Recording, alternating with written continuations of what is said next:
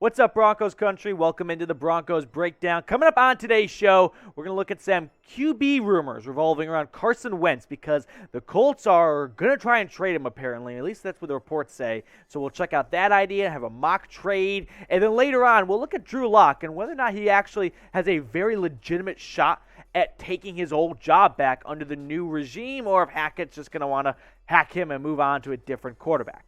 First, though, let's talk about Carson Wentz and his potential as a trade option for the Denver Broncos, because it looks like the Colts are done with Carson Wentz after just one short season. The other day, ESPN's Chris Mortensen said this on ESPN. Now, for Carson Wentz and the Indianapolis Colts, it looks bleak. Yes, the Colts have not given him support verbally after the season. Well, right now it looks bleak, and by March 18th, he'll probably be traded or released. That's when his $15 million of his base salary is guaranteed. So for Carson Wentz and the Colts, it looks like it was a one-year marriage that went wrong. Wow, here's my quick two takeaways. One, Chris Mortensen has a lot of ties, I've learned, to the Indianapolis Colts. So if he says probably, it means probably, which means I would expect a trade to happen. And so now it's up to Indianapolis to try and find a suitor that wants to take on Carson Wentz. And the worst kept secret in the NFL this offseason has been the Broncos want a quarterback. So I'm guessing the first phone call that Jim Irsay is going to make in Indianapolis is going to be Denver and to George Paton and try and see if they can negotiate a quarterback swap. Before we look at Carson Wentz a little deeper, though, pick a quarterback for me. Who do you think is a better quarterback? Who would you rather have? Carson Wentz or Drew Lock? I got their jersey numbers right there. Give me a 2 for Wentz or a 3 for Lock in the comment section below. Curious where you guys stand on this one. Let's check out Carson Wentz a little deeper, though. Deep dive on Wentz. So in 2021 for the Colts, I bet if you saw those numbers but didn't see the name, you wouldn't guess Carson Wentz. Because we all know him as that like goofy, dumb quarterback sometimes who has the most mind-boggling turnovers. But only 7 interceptions for Wentz and 27 touchdowns. That's a damn good ratio in my opinion. Then you compare him to Drew Lock. And it's tough to compare anyone to Drew Lock because he's been so start and stop and start throughout his career in the last 2 years between injuries and getting benched for Teddy Bridgewater. But these are the stats over the last 17 starts. Try to make it as fair as possible. And they go back and forth a little bit. But overall, Wentz, he's got the upper hand, except for just total yards. He's got more touchdowns, he's got fewer interceptions, and he's got a better record in completion percentage. So if you want to go over the last 17 starts, head-to-head, Wentz has Drew Lock beat. And I'm guessing this offseason, George Paton, he wants an upgrade at the quarterback position. He doesn't want to go into his second season, and Hackett doesn't want to go into his first season with a rental one-year quarterback, kind of like Teddy Bridgewater, because look how that turned out for Vic Fangio. He gambled on Bridgewater for a year to try and buy him some time, and it got him fired. And if you're Hackett, you don't want to buy some time maybe with Lock necessarily if it doesn't work out and all of a sudden after 1 year you win 6 games and all of Broncos country is like, hey, if we don't get results within the first half of year 2, if you guys get off to a bad start, we're going to be calling for your head. Because that's the funny thing about coaching hires. The day they happen, most of the fan base, except for like the Texans and Lovie Smith, is rah-rah, this is a phenomenal hire. And then quickly, we learn how bad things can get between the fan base and the coach. We'll check out the idea of a Carson Wentz trade and a mock trade in just a moment. But guys, if a trade does happen, because I hope a veteran quarterback trade happens for the Broncos, we're going to have a video out as soon as possible. Me and my producer Marshall, we're going to be getting into the studio and we'll be getting a video out to you guys. So make sure you hit that big red button. And also, make sure you turn your notifications on. That way you do not miss a breaking news video. The thing with the Carson Wentz trade is his contract is a big wrench in this. He got a huge contract from the Philadelphia Eagles that the Eagles quickly wanted to move on and regretted almost immediately after his first season. The Colts paid a lot of money. This is like my favorite scene from Moneyball, where that the Eagles thought Wentz was such a bad quarterback, they paid him to play against him. They paid him to be on a different team so they didn't have to deal with him.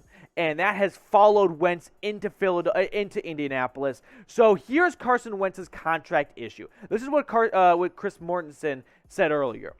If the Colts, and this is a lot of information, but bear with me, if the Colts release Carson Wentz before March 18th, they still owe $15 million against the cap. But they do save just over $13 million. That's a lot of savings.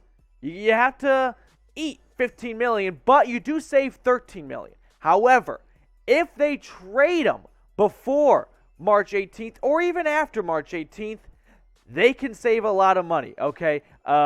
They can save $28 million. So they can do a lot of no dead cap if they move on from $28 million in savings. Basically, the new team would be acquiring that $28 million contract. Now, teams can sometimes negotiate a deal where, hey, we'll give you a better draft pick if you make us take less of that contract. And kind of like the Von Miller Broncos trade, right? The Broncos paid the rest of Von Miller's contract. In exchange, the Rams gave a second and a third. They would not have given those draft picks if they had to take on all of Von Miller's contract.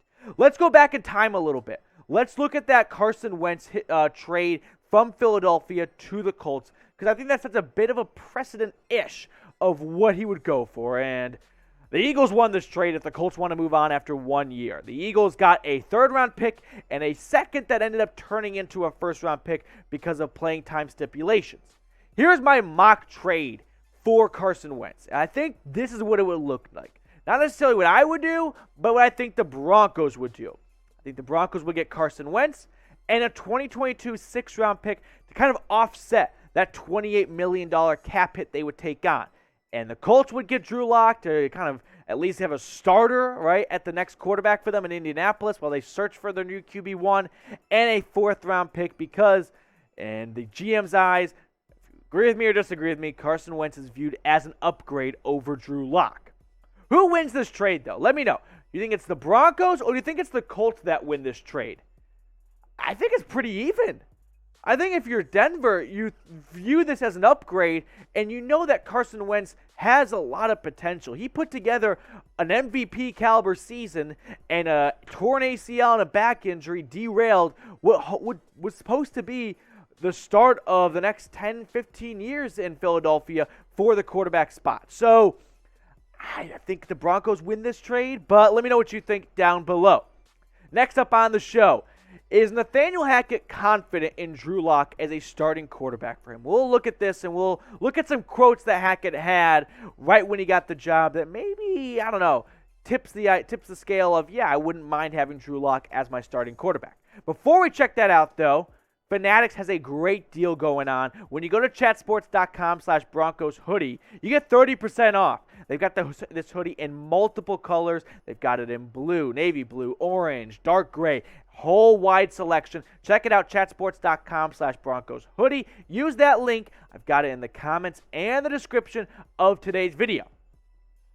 Now, is Hackett ready for Plan Lock? I think Plan A is Aaron Rodgers. Plan 1A plus Plan AB is Russell Wilson. You can flip-flop back and forth. Then you have Plan C, which is second-tier veteran quarterback. Kirk Cousins, Jimmy Garoppolo, Carson Wentz. And then Plan D is draft a quarterback that wows you enough to take at number 9, whether it's Kenny Pickett or Malik Willis. And if you don't like any of those quarterbacks, then Plan D becomes Drew Lock. Or if you do like one of those quarterbacks, then Plan E is Drew Lock. So Nathaniel Hackett, a couple weeks ago, spoke with Peter King. And I want to bring this quote back up because I think it's pretty important. He said this: I've been with a lot of different quarterbacks, and they always know I'll put them in a position to excel. And I'll always have their backs. Those last two notes right there are very important to me. So you always have their backs, which Vic Fangio and Pat Shurmur did not have Drew Lock's back. They rolled with Teddy Bridgewater, and he always put them in a position to excel. So Drew Lock is a deep threat quarterback. He's got a monster cannon arm. And what was the Broncos' offense this year? Dink and dunks before the line to gain.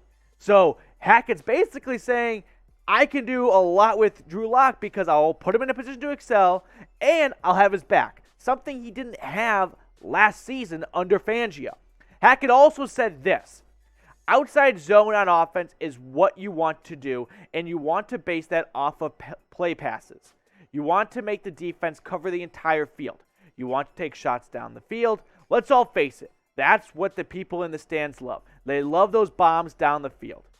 If there is one thing Drew Lock knows how to do well, it is bomb it down the field. Either it's going to hit the ground, it's going to be intercepted, or it's going to be a huge reception to Cortland Sutton or Jerry Jeudy. But you know, Drew Lock has no issue with airing it out. And that was something the Broncos offense lacked this past season. They went way too short, and defenses over the course of the season, because the NFL is not a sprint, it's a marathon, they honed in on this, and they just pressed up to the line of scrimmage. They stacked the box a little more. They did not worry about the deep threat, and that reduced a lot of the Broncos' offensive opportunities because the defense has an inkling of what you're going to do. Sometimes it feels like you are reading a book that the other team wrote. With that all being said, though, you guys decide for me. Do you want Drew Lock to be QB1 in 2022? Give me a Y for yes or an N for no. Sometimes I can be a little too hard on Drew Lock, but I've just seen too much bad to want to trust him with this great, talented roster that won't be around forever. Don't get me wrong. Pat Shurmur and Vic Fangio, they did Drew Lock no favors. They went out and got Teddy Bridgewater after 2 years already for Drew Lock, and he didn't even get to play a full season any of those years, and it was not really much of a fair QB battle. I thought Drew Lock played better than Teddy Bridgewater in the preseason. Remember that first preseason game? Drew Lock was airing out. He started, and he kicked ass, and then it just did not go well from there. And so if you look at what Drew Lock has been able to do lately, it's not fair to him, okay? So you got good Lock and you got bad Lock, and this is where I go back and forth a little bit. This is the wins compared to the losses. So for Drew Lock, and when he wins games in his career, 65% completion percentage, 202 yards per game, 14 touchdowns, and 7 interceptions, and he's got 9 wins. In his career in the losses, though, those are very staggering jumps. 10 points dock in his completion percentage. That's a big issue for Drew Lock to go from 65 to 55. Now, there's no good quarterback, or there's really no quarterback that has similar stats to wins and losses. When you lose, you tend to play poorly. And so that's why, to me, it's not the same deal. So I think it's 100. I think it's too inconsistent in my opinion. There's way too big of a gap right there. And that's why consistency for me is what it boils down to. Drew Lock has just been inconsistent too much in his career, and the numbers show that. And again, there's no quarterback that's got great stats when they lose, but his stats from wins to losses are just too far apart for me. When the going gets tough for Drew Lock, I don't have faith in him being a quarterback that can pull off a great comeback. And so that's why I'd rather explore a veteran QB trade option. That's where I stand on this. Let me know what you think down below, and we will catch you later here on the Broncos Breakdown.